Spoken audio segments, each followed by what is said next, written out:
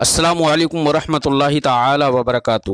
مرکز اہل سنت جامعہ رضویہ منظر اسلام کے یوٹیوب چینل ہم سبق درس نظامی میں آپ کا خیر مقدم ہے۔ پیارے بچوں، جنہوں نے اب تک ہمارے چینل کو سبسکرائب نہیں کیا ہے وہ ضرور سبسکرائب کر لیں اور بیل آئیکن یعنی گھنٹی بھی بجا دیں تاکہ ہر ویڈیو کی نوٹیفیکیشن اطلاع اپلوڈ کرتے ہی آپ تک پہنچ جائے، اور اپنے ساتھیوں سے بھی شیئر کریں، شیئر کرنا نہ بھولیں تاکہ ان کو بھی فائدہ حاصل کرنے کا موقع ملے، اور بات پسند آئے تو لائک بھی کیا کریں اور اپنے قلبی تأثر کو ضرور کمنٹ کر کے بتائیں۔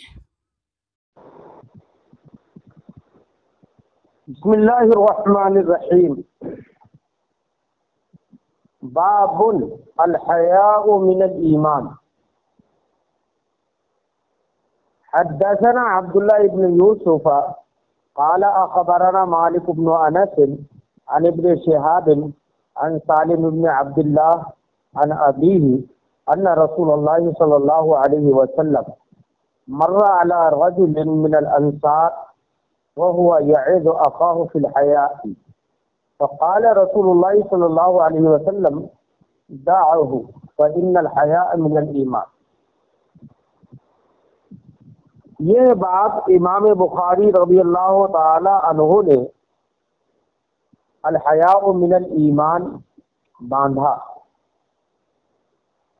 اور چونکہ یہ کتاب الایمان کا ذکر ہے تو کتاب الایمان میں حیا کا باب لے کر آئے، یہ بتانے کے لیے کہ حیا یہ ایک ایمان کے کمال کا حصہ ہے، اس لیے اس کو کتاب الایمان میں پیش کیا ہے، کیونکہ نبی کریم صلی اللہ علیہ وسلم نے جب یہ بیان کیا، جیسے کہ اس سے پہلے حدیث گزر گئی ہے باب امور الدین میں، کہ سرکار نے جب ایمان کے 60 سے زیادہ شعبے بیان کیے تھے تو اس میں آیا تھا الحیاء شعبۃ من الایمان۔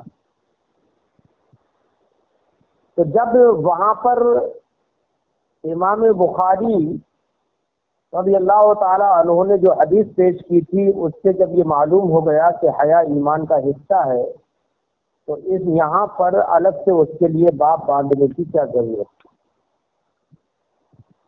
اس کی ضرورت اس لیے محسوس ہوئی، وہاں پر الحیاء شعبۃ من الایمان، کیونکہ وہاں پر مستقل جو باب تھا وہ باب امور الدین تھا، یعنی اس دین کے امور کے بارے میں تھا، اور ظاہر بات ہے امور دین بہت سارے ہیں، ان میں سے ایک حیا ہے، تو وہاں پر حیا کا جو ذکر تھا وہ ضمناً تھا۔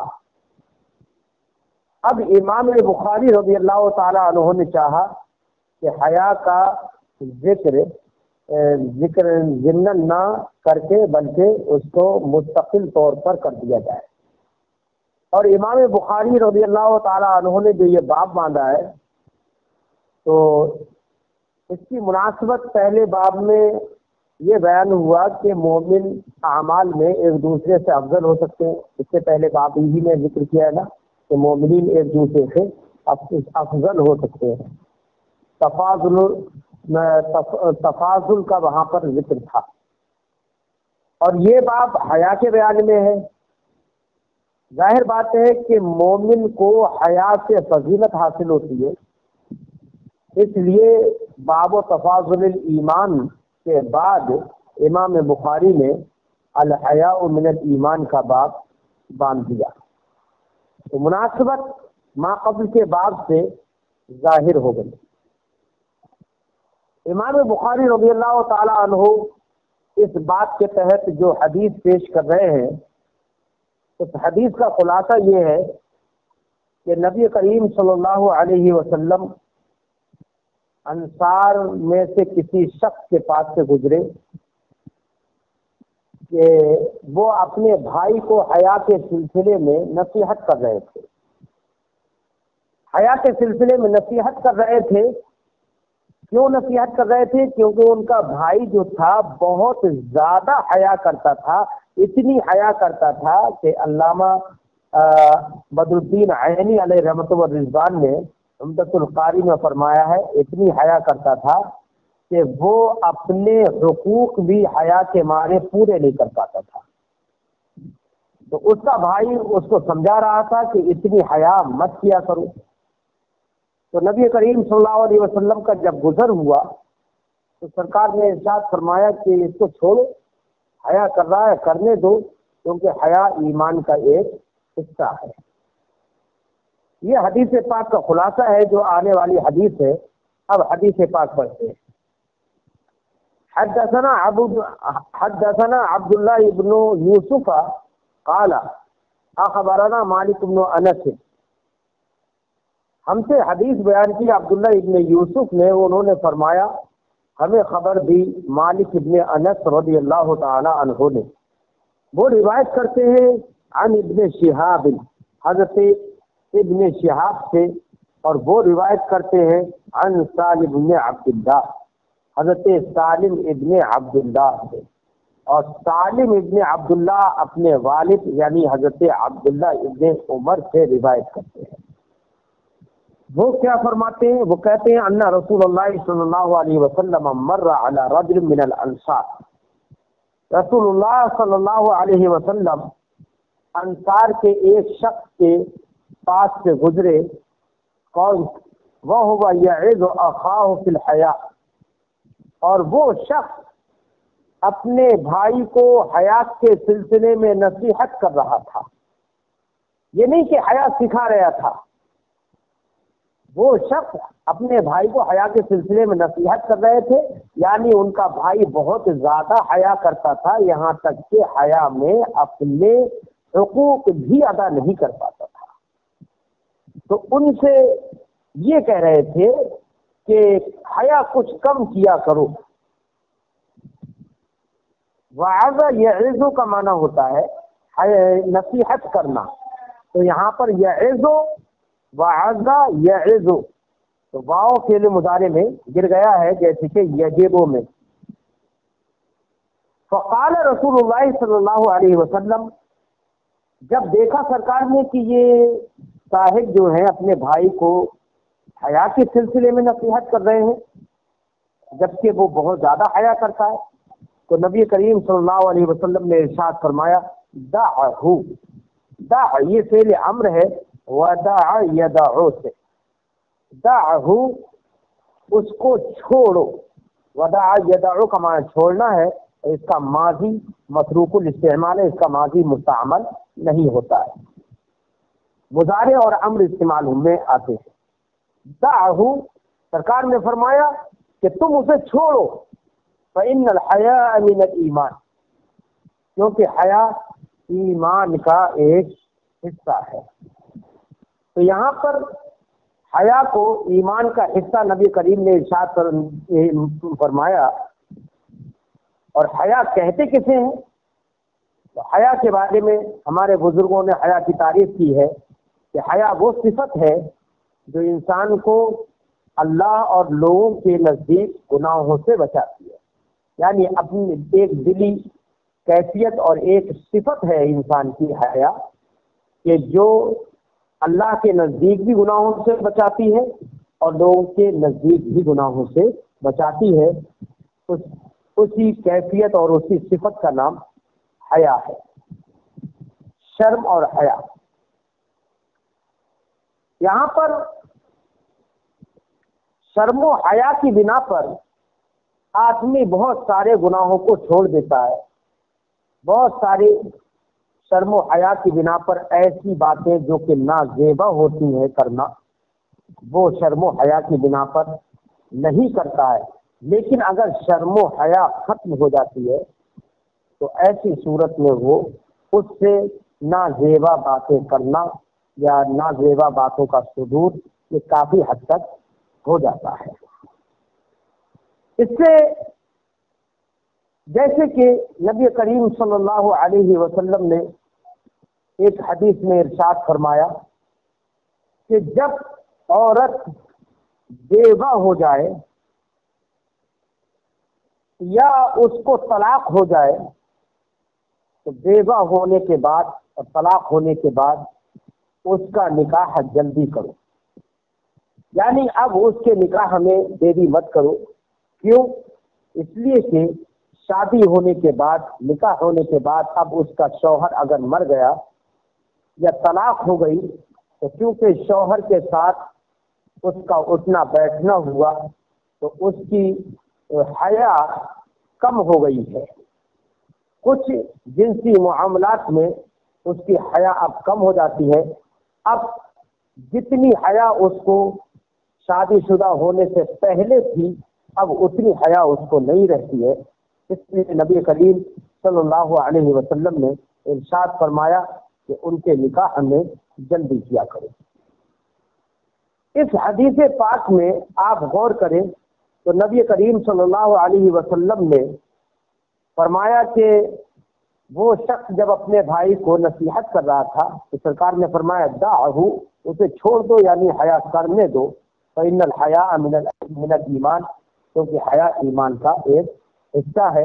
من تبعیضیہ ہے، یہاں پر من الحیاء من الایمان میں من تبعیضیہ ہے تو معنی ہوگا فإن الحیاء بعض الایمان، ایمان کا ایک حصہ ہے. امام بخاری رضی اللہ تعالی عنہ نے یہاں پر جو حدیث پیش کی ہے اس میں نبی کریم نے انا حرف مشبہ بالفعل ہے جو کہ تحقیق کے لیے آتا ہے. تو یہاں پر نبی کریم صلی اللہ علیہ وسلم نے ان الحیاء من الایمان فرمایا تو یہاں پر تاکید فرمائی. ظاہر بات ہے انا کے ذریعے سے تاکید ہو جاتی، کسی بات کو مؤکد کر کے پیش کرنا ہوتا تو انا کے ذریعے سے شک و شبہ کو دور کرنے کے لیے اور یقین دلانے کے لیے انا کے ذریعے سے تاکید پیش کر دی جاتی. لیکن آپ نے بلاغت کی کتابوں میں پڑھا ہوگا کہ کلام کو مقتضی حال کے مطابق پیش کرنا یہ بلیغ ہوتا ہے، یہ فصیح ہوتا ہے. اب یہاں تو مقتضی حال کا مطلب یہ ہے کہ اگر ہمارا مخاطب کسی بات کا منکر نہیں ہے تو مقتضی حال یہ ہے کہ بغیر تاکید کے کلام کو پیش کیا جائے. اور اگر ہمارا مخاطب منکر ہے تو پھر تقاضے کلام یہ ہے یا وہاں پر تقاضے حال یہ ہے کہ کلام میں تاکید پیش کی جائے اگر ممکن ہے. اور اگر اس کا انکار اور زیادہ درجے کا ہے تو پھر حکم یہ ہے کہ تاکید اور پیش کی جائے. جس نے درجے کا انکار ہو اتنے درجے کے لیے انکار کے اعتبار سے ہمارے علماء نے فرمایا تاکید اس کے انکار کے اعتبار سے لائی جائے گی. یہی مقتضی حال کے مطابق ہوگا کلام، اور کسی کلام کو فصیح کلام کہتے ہیں. اب میں یہاں پر ایک بات کی طرف توجہ دلانا چاہتا ہوں. وہ صاحب جو اپنے بھائی کو ڈانٹ رہے تھے، نصیحت کر رہے تھے حیا کے سلسلے میں، جو بہت زیادہ حیا کرتے تھے تو ان کو نصیحت کر رہے تھے، وہ اس بات کے منکر تو تھے نہیں کہ حیا ایمان کا حصہ ہے. حیا کے ایمان کے حصہ ہونے کے وہ منکر نہیں تھے، انکار نہیں کرنے والے تھے. جب وہ منکر نہیں تھے تو ایسی صورت میں نبی کریم صلی اللہ علیہ وسلم نے یہاں پر انا کے ذریعے سے اس کی تاکید کیوں پیش کی اور فرمایا ان الحیاء من الایمان دعہو، اسے چھوڑو، فإن الحیاء من الایمان، کیونکہ حیا ایمان کا حصہ ہے. تو یہاں پر تاکید کے ساتھ سرکار نے کیوں پیش کیا؟ تو کیا کوئی یہ کہہ سکتا ہے کہ سرکار کا یہ کلام فصیح نہیں ہے؟ یہ تو کوئی سنی صحیح العقیدہ مسلمان ہرگز نہیں کر سکتا ہے. تو اب یہاں پر ہم کیا جواب دیں گے؟ تو جواب یہ ہے کہ کبھی کبھی غیر منکر کو بھی منکر کے درجے میں اتار لیا جاتا ہے زور پیدا کرنے کے لیے. اگرچہ وہ انکار نہیں کر رہے تھے لیکن پھر بھی ان کو منکر کے درجے میں اتار کر اور زور پیدا کر دیا سرکار. یا یہ ہے کہ یہ تو انکار نہیں کر رہے ہیں لیکن ان کے ماں سوا جو لوگ ہیں کچھ لوگ انکاری بھی ہوتے ہیں، تو یہ میری گفتگو، یہ میرا کلام جو ہے صرف میں کہہ تو ان سے رہا ہوں لیکن یہ میرا کلام دوسرے ان لوگوں تک بھی پہنچے گا جو کہ انکاری ہوں گے تو اس لحاظ سے ان لوگوں کے اعتبار سے نبی کریم صلی اللہ علیہ وسلم نے انا کے ذریعے سے تاکید فرما دی اور زور پیدا کر دیا اور یہ بتایا کہ حیا ایمان کا حصہ ہے. اگر حیا ہوگی، واقعی یقینی طور پر حیا ایمان کا حصہ ہے، اگر حیا ہوگی تو بہت سارے نازیبا باتیں بھی انسان سے ثابت نہیں ہوں گی. جیسے کہ عربی کا مقولہ ہے اذا لم تستحی فاصنع ما شئت، جب تم حیا نہ کرو تو جو چاہو کرو. ایسے فارسی کا مقولہ ہے بے حیا باش ہر کے خواہی کن، اور ایسے ہی بے شرم باش ہر کے خواہی کن، بے شرم ہو جاؤ جو چاہو کرو. تو یہاں پر حیا جو ہے اس پر سرکار نے زور دیا. حیا کے بارے میں ایک بات اور ذکر کر دوں کہ حیا کبھی فرض و واجب بھی ہوتی ہے، جیسے حرام اور ناجائز کھیل کے ارتکاب سے حیا کرنا یہ فرض اور واجب ہے، اور حیا کرنا کبھی مندوب اور مستحب ہے، جیسے کہ مکروہ چیز کا یا مکروہ کام کا ارتکاب کرنے سے حیا کرنا، یہ حیا کیا ہے؟ مندوب اور مستحب ہے. کبھی حیا مباح بھی ہوتی ہے، جیسے کہ امر مباح سے حیا کرنا، مثلا بیڑی ہے، سگریٹ ہے، گٹکھا ہے، ایسی پان تمباکو ہے، یہ سب امور شریعت میں مباح ہیں. لیکن اگر کوئی ان کے کھانے پینے میں، ان کو استعمال کرنے میں بھی حیا کرتا ہے، یا بزرگوں کے سامنے ان کا استعمال کرنے میں، اپنے بڑوں کے سامنے ان کا استعمال کرنے میں حیا کرتا ہے، تو یہ حیا اس کی مباح ہے. اب اگلا باب پڑھتے ہیں. باب فَإِن تَابُوا وَأَقَامُوا الصَّلَاةَ وَآتُوا الزَّكَاةَ فَخَلُّوا سَبِيلَهُمْ.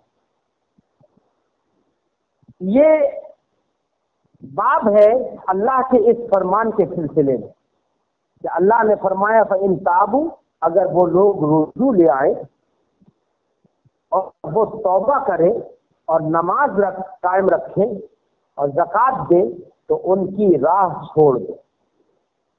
سب سے پہلے تو میں یہ آیت کریمہ مکمل پڑھنا چاہتا ہوں کہ تاکہ ما قبل اور ما بعد سے، ما قبل سے اس کا خلاصہ معلوم ہو جائے. آیت کریمہ سورہ توبہ کی ہے. اللہ پاک ارشاد فرماتا ہے فَإِذَا انْسَلَخَ الْأَشْهُرُ الْحُرُمُ فَاقْتُلُوا الْمُشْرِكِينَ حَيْثُ وَجَدتُّمُوهُمْ وَخُذُوهُمْ وَاحْصُرُوهُمْ وَاقْعُدُوا لَهُمْ كُلَّ مَرْصَدٍ فَإِن تَابُوا وَأَقَامُوا الصَّلَاةَ وَآتُوا الزَّكَاةَ فَخَلُّوا سَبِيلَهُمْ. یہ ہے آیت کریمہ. معنی ہے پھر جب حرمت والے مہینے نکل جائیں، اذا انسلخ الاشہر الحرم، جب حرمت والے مہینے نکل جائیں، گزر جائیں، تو مشرکوں کو مارو جہاں پاؤ. فاقتلوا المشرکین حیث وجدتموہم، جہاں ان کو پاؤ. وخذوہم، اور انہیں پکڑ لو. واحصروہم، اور انہیں قید کرو. وقعدوا لہم کل مرصد، اور ہر جگہ ان کی طاق میں بیٹھو. فَإِن تَابُوا وَأَقَامُوا الصَّلَاةَ، تو اگر وہ توبہ کر لیں اور نماز قائم رکھیں اور زکوٰۃ دیں، فَخَلُّوا سَبِيلَهُمْ، تو ان کی راہ چھوڑ دو، یعنی اب ان کو اوپر تلوار مت اٹھاؤ. یہ مطلب ہے. اب اسی آیت کریمہ کو امام بخاری رضی اللہ تعالی عنہ بات کے تحت لے کر آئے اور کہا کہ اللہ کے اس فرمان کے سلسلے میں یہ بات ہے. مناسبت کیا ہے؟ تو مناسبت یہ ہے کہ کتاب الایمان میں اس بات کے ذکر سے حضرت امام بخاری رضی اللہ تعالی عنہ کا مرضیہ کا رد کرنا ہے. جیسا کہ اس سے پہلے بھی گزر چکا کہ فرقہ مرضیہ جو ہے وہ یہ کہتا ہے ایمان صرف اقرار باللسان کا نام ہے. اب اگر کسی شخص نے اقرار باللسان کر لیا تو اب کوئی بھی عمل کرنے کی اسے حاجت نہیں ہے. تو انہوں نے یہاں تک کہہ دیا کہ اقرار باللسان کی وجہ سے انسان جنت میں داخل ہو جائے گا اگرچہ اس کے دل میں تصدیق نہ ہو. اس فرقہ مرضیہ کا رد کرنے کے لیے امام بخاری نے اس باب کا تعین فرمایا اور یہ باب منعقد فرمایا۔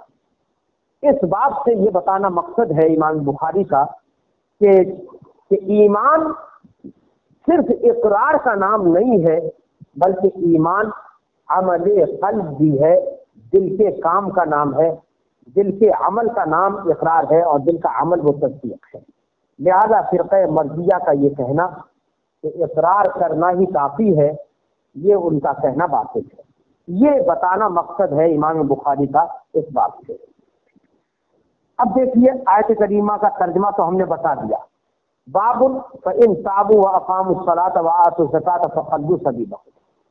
یہ باب ہے اس سلسلے میں، اللہ کے اس فرمان کے سلسلے میں کہ اگر یہ لوگ توبہ کر لیں اور نماز قائم رکھیں، زکوٰۃ ادا کریں تو ان کی راہ چھوڑ دو، ان کی راہ چھوڑ دو۔ اس کے تحت امام بخاری نے جو حدیث پیش کی ہے، اب اس حدیث کو پہلے دیکھتے ہیں۔ حدثنا عبد الله ابن محمد المسندي قال حدثنا ابو روح الحرمي بن عمارة قال حدثنا شعبة عن واقد بن محمد قال سمعت ابي يحدث عن ابن عمر ان رسول الله صلى الله عليه وسلم قال امرت ان اقاتل الناس حتى يشهدوا ان لا اله الا الله وان محمدا رسول الله ويقيموا الصلاة ويؤتوا الزكاة فاذا فعلوا ذلك عصموا مني دماءهم واموالهم الا بحق الاسلام وحسابهم على الله۔ یہ حدیث امام بخاری نے اس بات کے تحت پیش کی ہے۔ اب ہم حدیث کا اور آیت کریمہ میں جو فرمایا گیا فَإِذَا انْسَلَخَ الْأَشْهُرُ الْحُرُمُ، جب اشہر حرم ختم ہو جائیں، حرمت والے مہینے یعنی جن مہینوں میں جنگ و جدال کرنا، ایک دوسرے کے ساتھ مار کا آرائی کرنا حرام ہے، وہ کون سے مہینے ہیں؟ تو وہ 4 مہینے ہیں، ایک ہے ذی قعدہ، ایک ہے ذی الحجہ، ایک ہے محرم اور ایک ہے رجب۔ یہ 4 مہینے وہ ہیں جن 4 مہینوں میں کفار مکہ بھی، مشرکین مکہ بھی ان 4 مہینوں کے احترام کے پیش نظر کسی سے قتل و غارت گری کرنا پسند نہیں کرتے تھے اور کسی سے لڑائی جھگڑا نہیں کرتے تھے۔ تو ان مہینوں کو اشہر حرم اسی لیے کہا گیا کہ یہ حرمت والے ہیں، یعنی ان میں خون ریزی، جنگ و جدال حرام سمجھا جاتا تھا، انہیں کو اشہر حرم کہا گیا۔ کیونکہ جب مشرکین مکہ یہ 4 مہینے جنگ و جدال کو حرام سمجھتے تھے اور جنگ و جدال نہیں کرتے تھے، تو ایسا ہوتا تھا کہ ہمارے بہت سارے صحابہ کرام یہ قعدہ، ذی الحجہ، محرم، یہ 3 مہینوں میں حج کرتے تھے اور انہیں کوئی خوف نہیں ہوتا تھا مشرکین کا۔ ایسے ہی عام طور سے صحابہ کرام رجب کے مہینے میں عمرہ کیا کرتے تھے، کیونکہ انہیں کوئی خوف نہیں ہوتا تھا اس بات کا کہ کوئی مشرک ہم سے کوئی بات کہے گا۔ تو ان اشہر حرم میں شریعت اسلامیہ نے بھی حکم دیا کہ اشہر حرم میں کسی کو قتل نہیں کیا جائے گا۔ جب اشہر حرم گزر جائیں تو قرآن نے فرمایا فاقتلوا المشرکین حیث وجدتموہم وخذوہم واحصروہم واقعدوا لہم کل مرصد۔ اس آیت کریمہ میں اصل مقصود جو ہے وہ ان الفاظ سے ہے، فَإِن تَابُوا وَأَقَامُوا الصَّلَاةَ وَآتُوا الزَّكَاةَ فَخَلُّوا سَبِيلَهُمْ۔ تو اگر یہ مشرکین توبہ کر لیں، توبہ کرنے کا مطلب یعنی کفر و شرک سے باز آ کر مومن ہو جائیں، اور تو اب دیکھیے توبہ کرنا ایک عمل ہے، اس سے معنی مراد کیا ہے کہ وہ ایمان لے آئے۔ امام بخاری کا استدلال کرنا ہے فإن تابوا سے اس بات پر کہ ایمان ایک عمل کا نام ہے، اسی کے لیے امام بخاری اس حدیث پاک کو باب کے تحت اس آیت کریمہ کو باب کے تحت لے کر آئے۔ اس بات پر استدلال کرنے کے لیے کہ ایمان ایک عمل کا نام ہے. یہاں پر قرآن نے فَإِن تَابُوا فرمایا اور توبہ کرنا ایک عمل ہے، اور توبہ سے مراد یہاں پر یہ ہے کفر و شرک سے توبہ کر لے ایمان میں آئے. تو اب یہ توبہ کرنا یہ ایمان ہے. یہاں پر امام بخاری نے استدلال کر لیا اس بات پر کہ ایمان عمل کا نام ہے. اسی مقصد سے اس آیت کریمہ کو امام بخاری لے کر آئے. ہم بھی کہیں گے، فقہائے احناف بھی کہتے ہیں کہ ہاں ایمان عمل کا نام ہے، لیکن ایمان عمل قلب کا نام ہے، نہ کہ عمل جوارح کا نام. عمل قلب کا نام ہے، یعنی دل کا عمل کا نام ایمان ہے، اور دل کا عمل جو ہوتا ہے وہ تصدیق ہوتا ہے. اس لیے احناف یہاں پر یہ کہتے ہیں کہ یہاں پر عمل قلب مراد ہے، نہ کہ عمل جوارح. اب حدیث پاک کی طرف چلتے ہیں. حدثنا عبداللہ ابن محمد المسند، ہم سے حدیث بیان کی عبداللہ ابن محمد مسندی نے. وہ فرماتے ہیں حدثنا ابو روح الحرمی بن عمارہ، ہم سے حدیث بیان کی ابو روح حرمی بن عمارہ نے.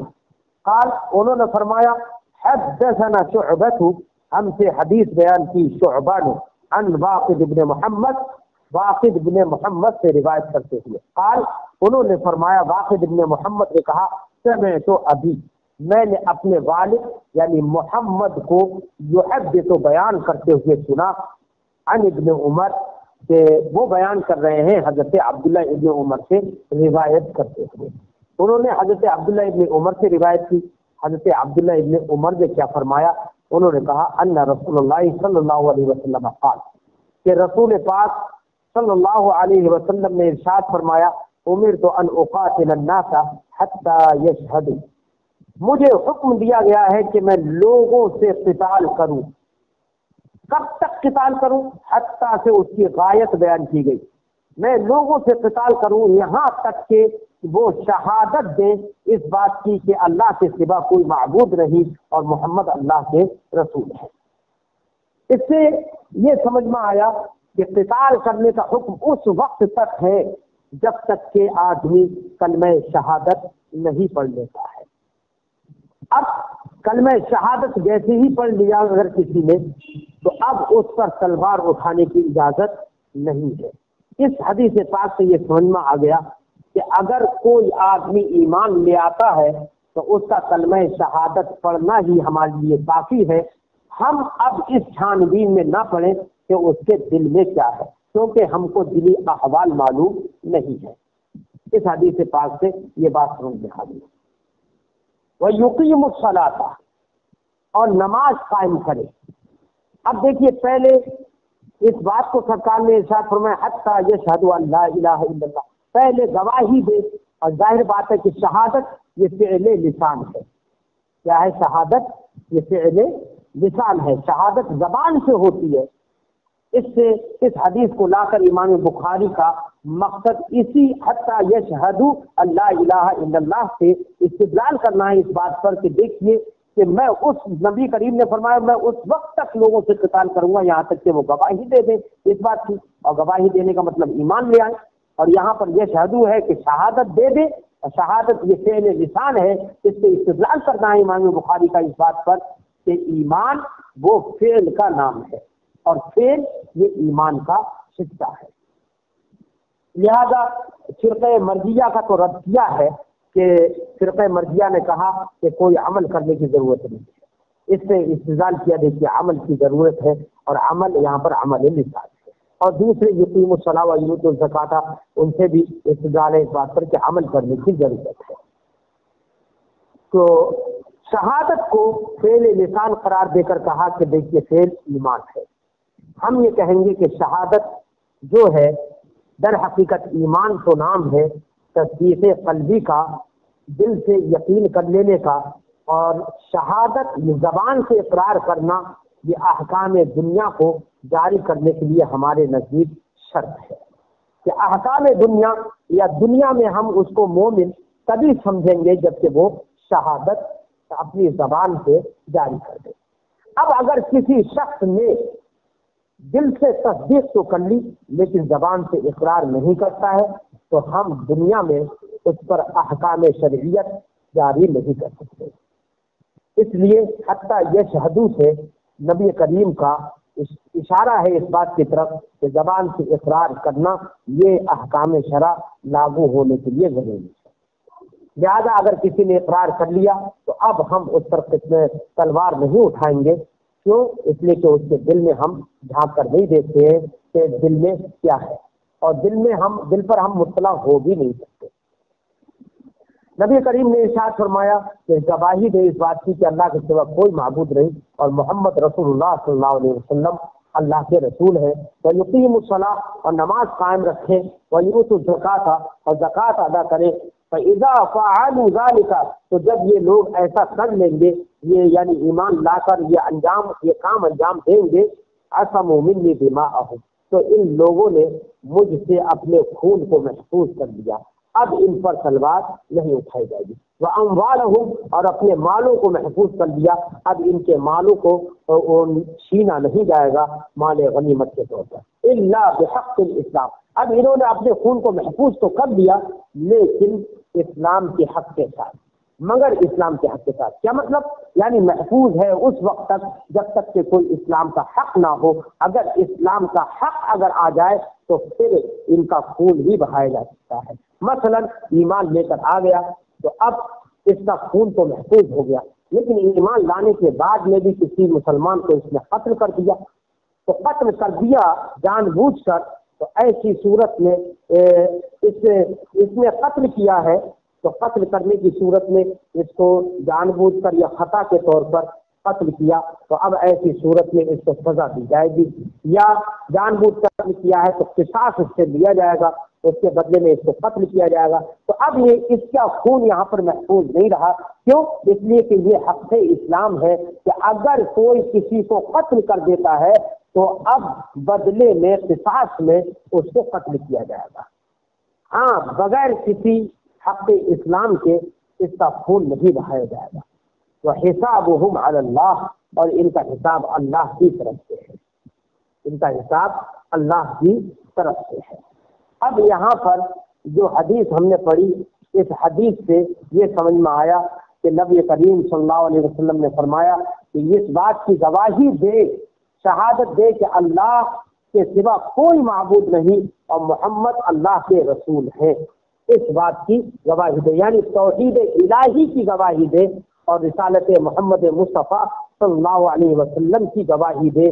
تو اب محمد مصطفیٰ صلی اللہ علیہ وسلم کی رسالت کی گواہی دینے کا مطلب یہ ہے کہ نبی کریم صلی اللہ علیہ وسلم سے محبت کرے، سرکار کے ہر قول و فعل کو تسلیم کرے، سرکار کی ذات پر اپنی ذات کو قربان کرنے کا جذبہ رکھتا ہو، نہ کہ یہ کہ سرکار کی شان میں توہین کرے۔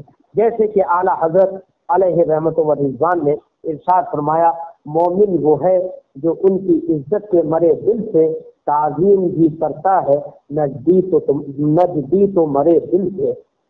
تو مومن تو وہ ہے جو سرکار کی عزت اور سرکار کی عظمت کو دل سے کرے اور سرکار کی عظمت پر دل سے مرے، اور یہ نجدیوں کا حال یہ ہے کہ یہ تعظیم بھی اگر کرتے ہیں تو یہ مرے دل سے کرتے ہیں۔ اس لیے نبی کریم صلی اللہ علیہ وسلم کی محبت یہ عین ایمان ہے، لہذا توحید الہی اور رسالت محمد مصطفیٰ صلی اللہ علیہ وسلم کے تقاضے یہ ہے کہ نبی کریم صلی اللہ علیہ وسلم سے محبت کی جائے۔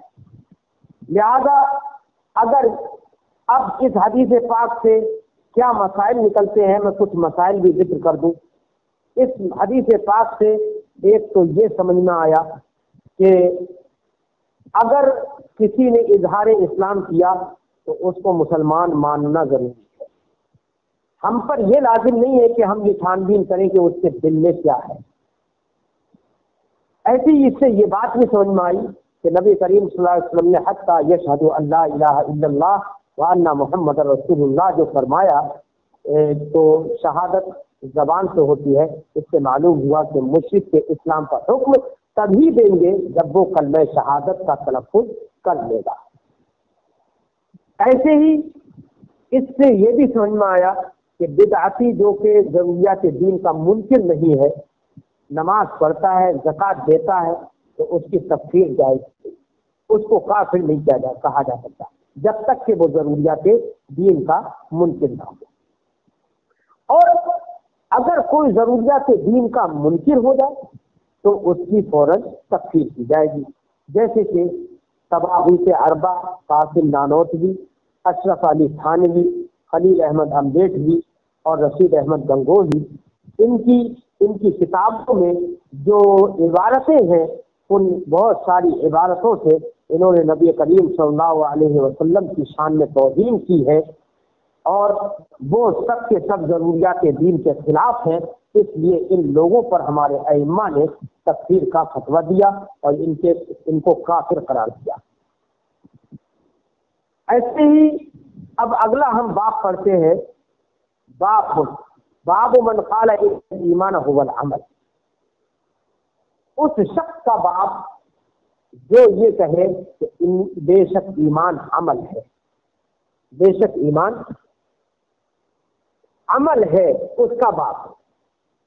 جس سے امام بخاری اس بات کو باندھ کر اس بات کی طرف اشارہ کرنا چاہتے ہیں کہ ایمان عمل کا نام ہے، جیسے کہ امام بخاری کا اپنا یہ مذہب بھی ہے کہ اعمال یہ ایمان کا جز ہے، امام شافعی اسی کو کہتے ہیں۔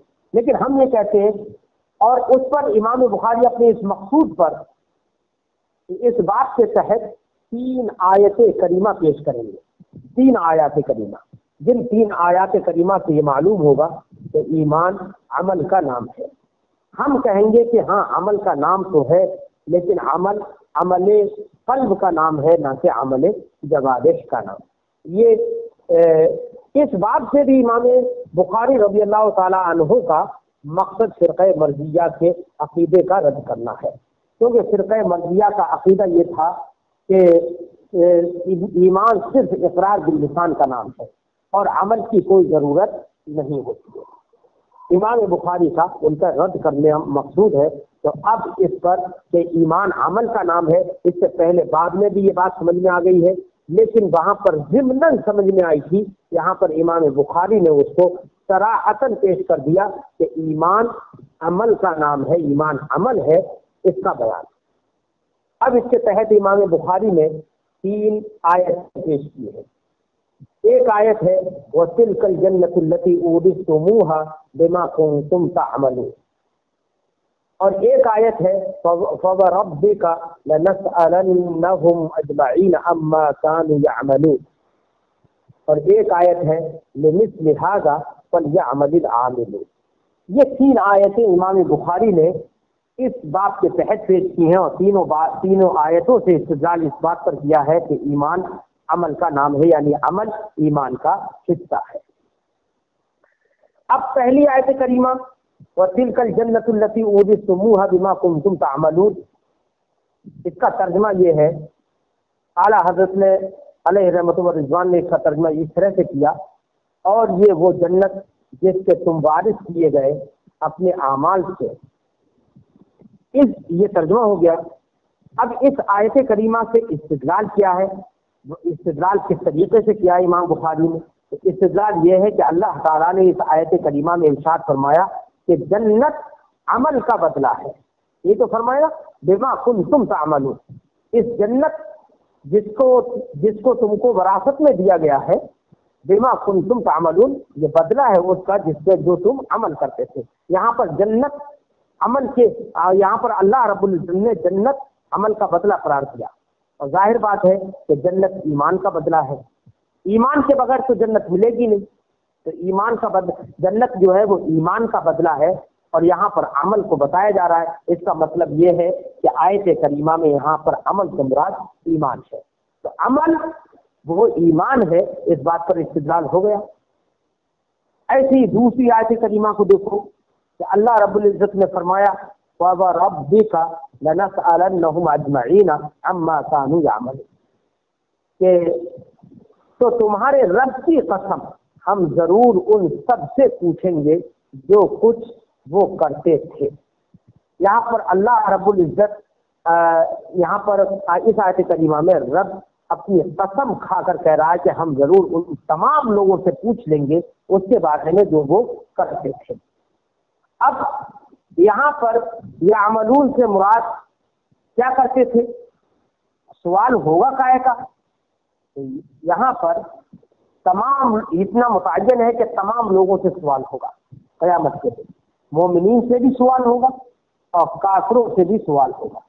جب اللہ کافروں سے سوال کرے گا تو ظاہر بات ہے کہ کافر احناف کے نزدیک تو بالخصوص احکام شرعیہ کے تو مکلف ہی نہیں ہے، تو احکام شرعیہ کے بارے میں تو ان سے کوئی سوال احناف کے نزدیک نہیں ہوگا، اعمال کے بارے میں کوئی سوال ان سے نہیں ہوگا۔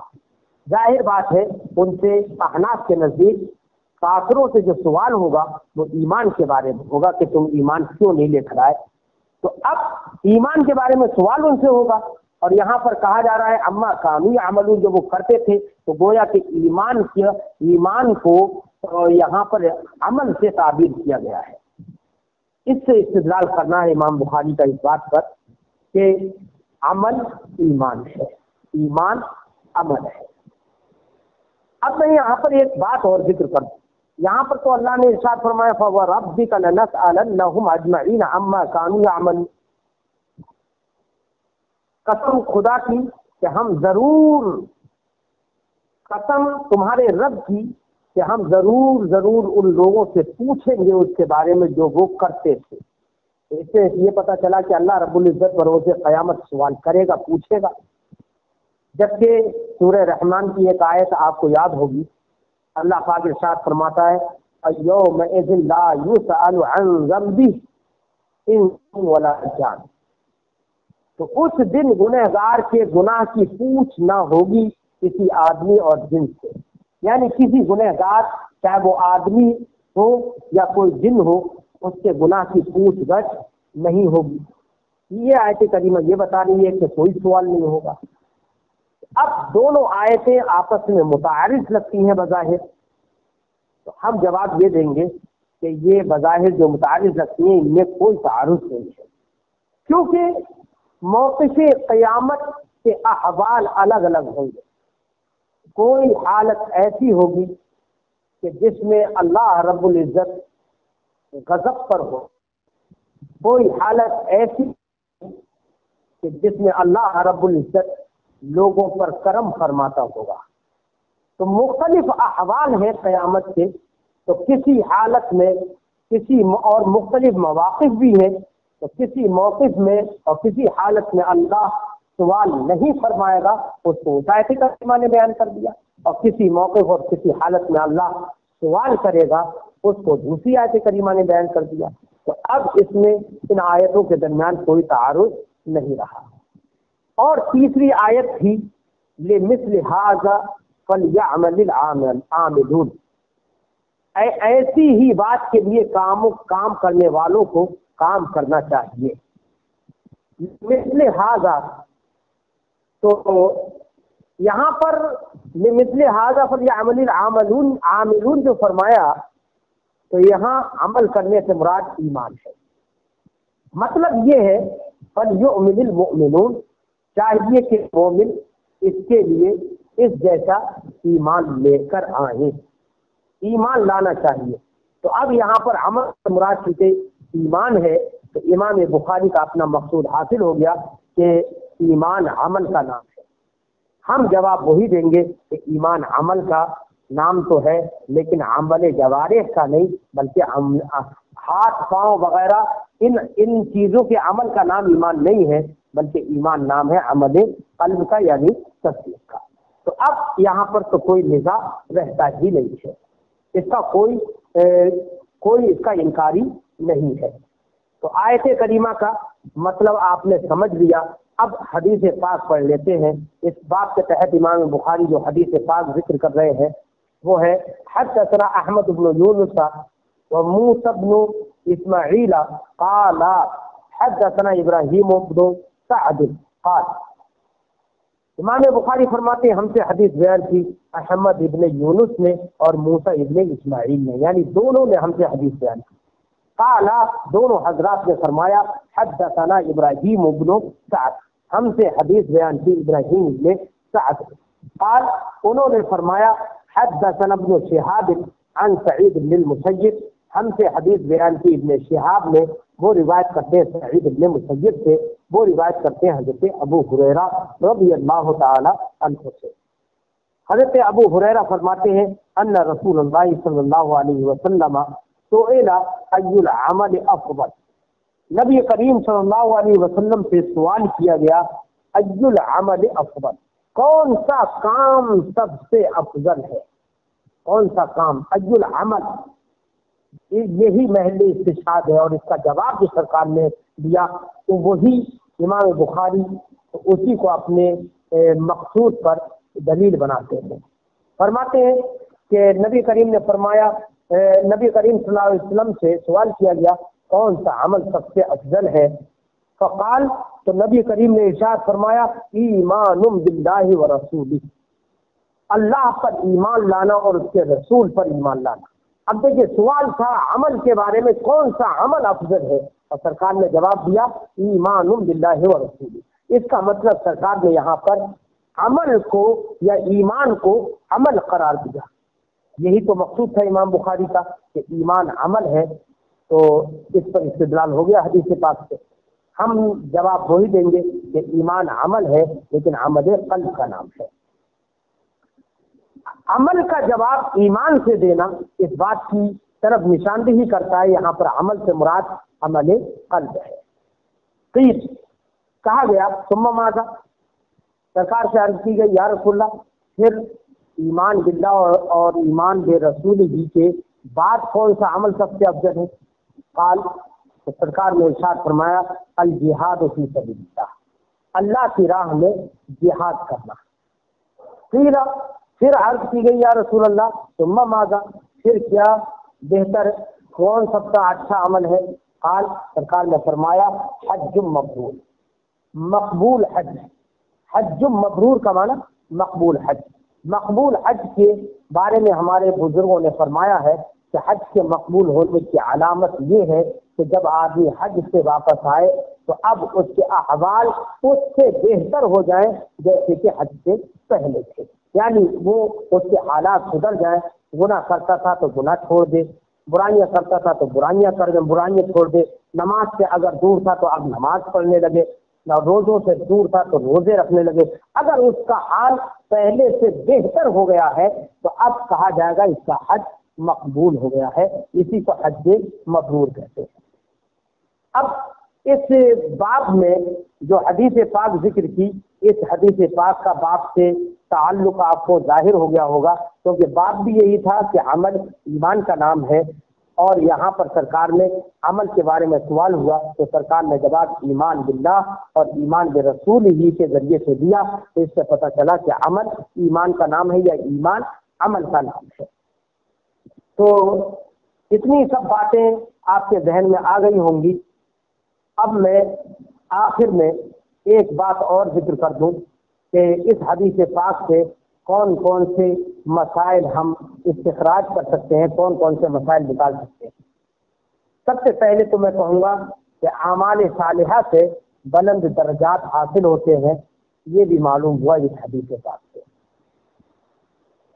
اور ایمان کے بعد افضل عمل جہاد اور اس کے بعد حج مبرور ہے، یہ بھی معلوم ہوا اس حدیث سے۔ اس حدیث سے یہ بھی معلوم ہوا کہ ایمان کا اطلاق قول اور عمل دونوں پر ہوتا ہے۔ اس حدیث پاک سے یہ بھی معلوم ہوا کہ جہاد کو حج پر مقدم کیا اس لیے کہ دشمنوں کی کثرت اور بقا کی وجہ سے جہاد کئی مرتبہ فرض ہو سکتا ہے، مگر حج صرف ایک ہی مرتبہ فرض ہوتا ہے، اس لیے یہاں پر جہاد کو حج پر مقدم کیا سرکار دو عالم صلی اللہ علیہ وسلم۔ بات سمجھ میں آ گئی ہوگی۔ میں اپنی گفتگو کو یہیں پر ختم کرتا ہوں۔